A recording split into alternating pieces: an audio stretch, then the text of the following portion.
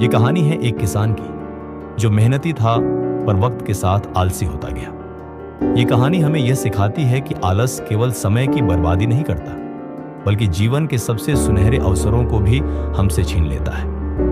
कहानी की शुरुआत एक गांव था, हरा भरा, शांत और आत्मनिर्भर। उसी गांव में रहता था एक किसान, नाम था रामलाल। रामलाल शुरू से ही मेहनती था।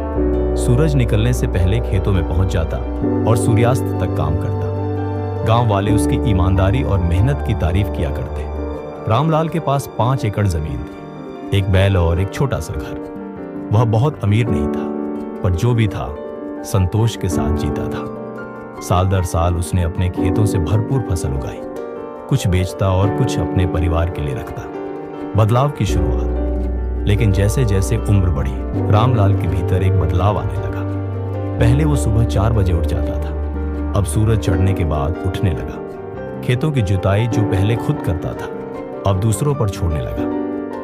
थोड़ा आराम कर लूं, क्या फर्क पड़ता है, वह सोचता।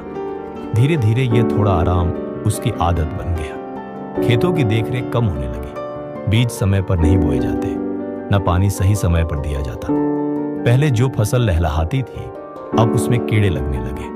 गांव वाले हैरान थे, रामलाल को क्या हो गया है। रामलाल खुद को बहलाता, अभी तो वक्त है, अगले हफ्ते कर लूंगा।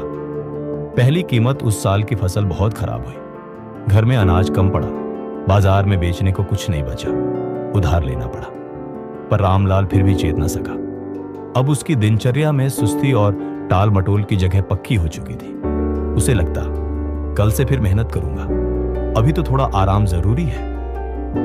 लेकिन वह कल कभी नहीं आया।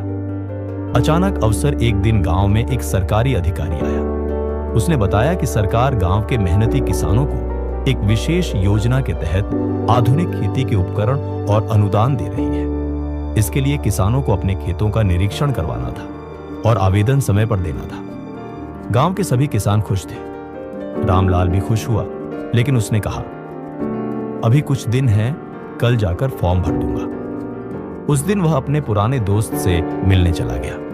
जब वह 2 दिन बाद पंचायत कार्यालय पहुंचा, तो आवेदन की अंतिम तारीख निकल चुकी थी। अधिकारी ने कहा, रामलाल जी, आप समय पर आते तो जरूर चुने जाते।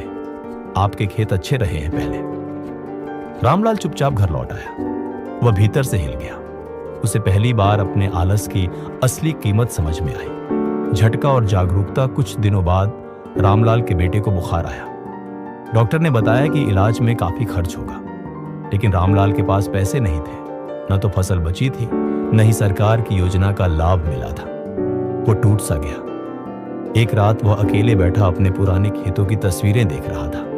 हरे भरे, मेहनत से लहलहाते खेत। उसकी आंखों में आंसू आ गए। मैंने खुद ही अपनी मेहनत की इज्जत खो दी। उसने खुद से कहा, अब और नहीं, या तो मैं फिर से मेहनत करूंगा या सब कुछ खो बैठूंगा। नया आरंभ। अगली सुबह गांव वाले हैरान रह गए। रामलाल फिर सूरज निकलने से पहले खेत में था। खुद हल चला रहा था, मिट्टी की जांच कर रहा था और हर काम समय पर कर रहा था। लोग कहते, पुराना रामलाल लौट आया है। अब वह आलस को हर दिन हराता था। दिन की शुरुआत के साथ वह खुद को कहता, आज नहीं टालूंगा। परिणाम, उस साल रामलाल की फसल ने पूरे गांव में सबसे ज्यादा उत्पादन दिया। वह बाजार गया, अच्छा दाम मिला। बेटे का इलाज अच्छे से हुआ और घर में फिर से खुशहाली लौट आई। इस बार सरकार की एक और योजना आई और रामलाल सबसे पहले पहुंचा। अब वह और भी स्मार्ट तरीकों से खेती करने लगा। ड्रिप इरिगेशन, जैविक खाद, मोबाइल ऐप से मौसम की जानकारी। उसका खेत अब गांव के बाकी किसानों के लिए प्रेरणा बन गया। समापन। एक दिन रामलाल अपने पोते को खेत में सिखा रहा था। तब पोते ने पूछा, दादाजी, आपने इतना कुछ कैसे किया। रामलाल मुस्कुराया और बोला, बेटा, आलस सबसे महंगी चीज है।